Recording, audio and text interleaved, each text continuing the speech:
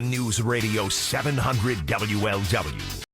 And look, we've talked a lot about how in the restaurant industry, prices are sky high. They say because of, COVID reasons and all that, which I'm not sure if that's a reason. But restaurants are, especially fast food places, are looking for ways to keep their prices down. And if they could just eliminate that pesky human that they have to pay a salary to, they could maybe lower prices a bit. And that's what some restaurants are trying, but it's not working out so well as of late. Well, we've heard a lot about, especially in California, always comes top of mind, that fast food people are making like $20 an hour now, working register.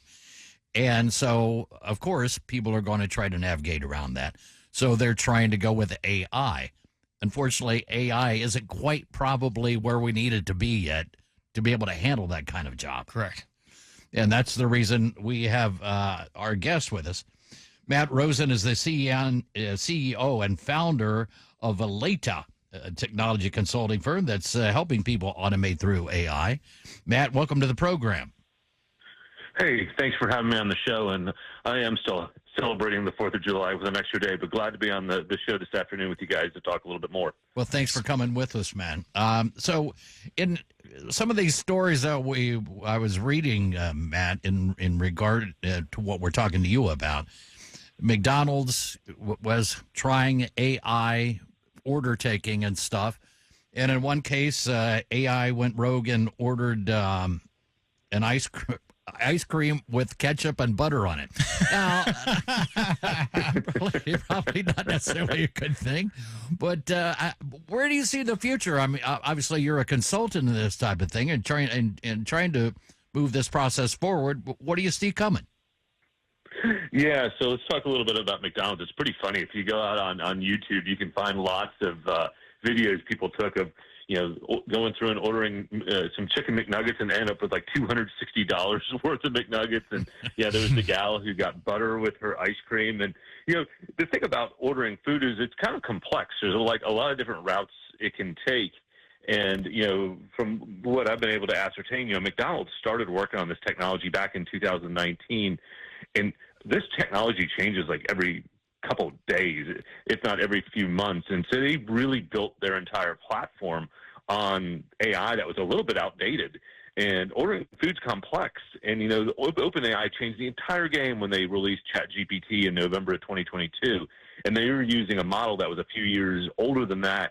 And so, they experienced a real reputation hit. It definitely didn't get the savings they were trying to. They really just pissed off customers. And after it went viral, they had to pull the plug. But I don't see this going away. There are a lot of other restaurants like, there's Wendy's doing some things. There's restaurants all over experimenting with different AI technology, and it's getting better every day. And I think we're going to see more and more of it. In fact, you talk to AI all the time. If you got Amazon, it's Alexa or Apple Siri. It's not great, but that's AI you're talking to. So it's already like invading our daily lives.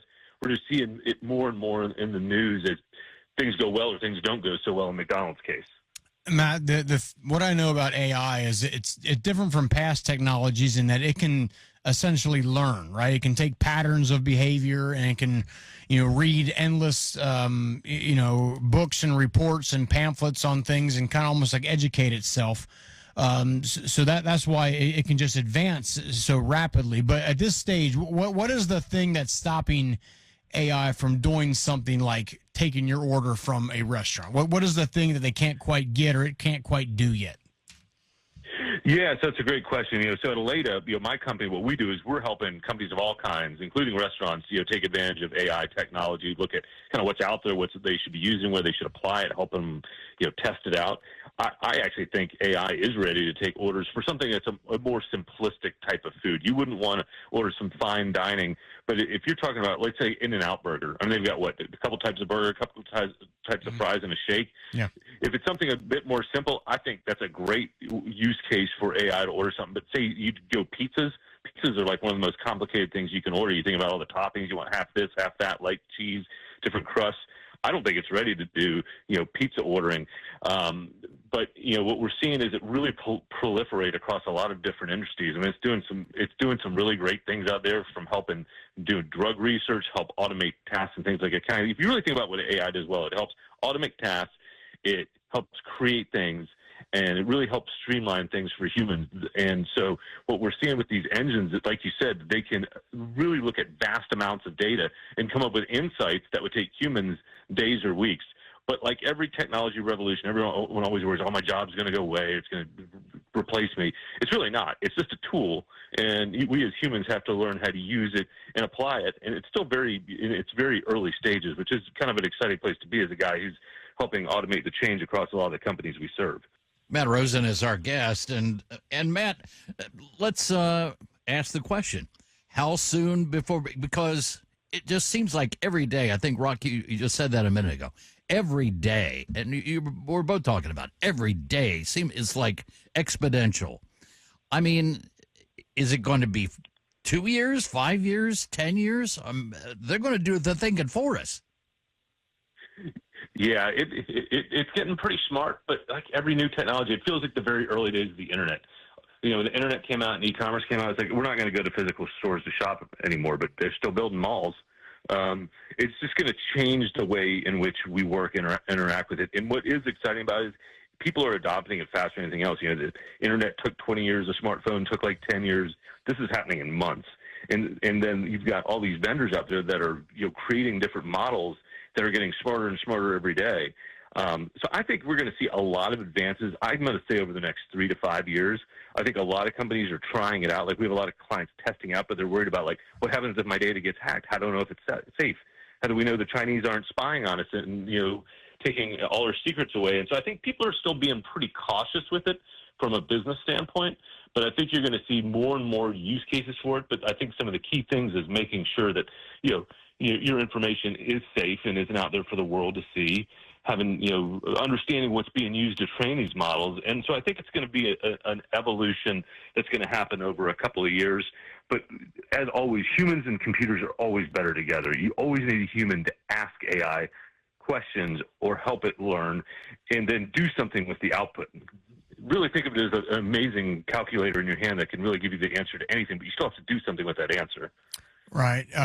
Matt Rosen is our guest. And Matt, for the people that are listening out there that are concerned about, okay, these jobs going away, I'm going to challenge you a bit. So give me a job within the four walls of a restaurant, say a fast food restaurant, that AI can't do. Okay. So I'm talking, from start to finish, there's, the food gets taken out of the freezer, it gets cooked, it gets assembled, someone takes the order, and someone gives the order to the customer. What is a job that, no matter what, AI will never be able to do inside the four walls of that restaurant?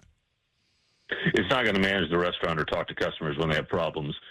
But I do see there being a footprint in the restaurants that need less people. You would be able to run a restaurant operation with probably less, but in terms of running things to and from a freezer, in terms of dealing with customers, I mean, they've tried, burger flipping robots, but those things aren't quite ready yet. There is a restaurant or two out there that's completely run by robots, but it breaks down all the time. It's over in China, and so you're always going to need a human to make sure the AI is doing what it's supposed to do. But I can see a world where restaurants go from maybe 10, 15 employees down to just a handful. So there definitely are jobs at risk, in these fast food environments where wage growth is growing, and AI can do the jobs of taking the order and potentially even helping prepare the food. But you're always going to need a human to oversee it because it's going to break, things are going to go wrong, and you don't want an AI dealing with a very angry customer. Well, you know what? Maybe you might sometime. Just that'd be less stressful than I have to deal with the little RoboCop action. Yeah. Stand down, citizen. And AI isn't going to want to deal with me. That's true. All right. With that, Matt, we will let you go. People to find out more about what it is you do. Where can they go? Yeah, they can go to www.aleta, that's ALLATA.com. They can also go to, we've got a contact us form. Also, you can find me at Matt Rosen Aleta at LinkedIn. Thanks so much for having me on the show this afternoon, guys. You all have a great afternoon. Hey, thanks so much, man.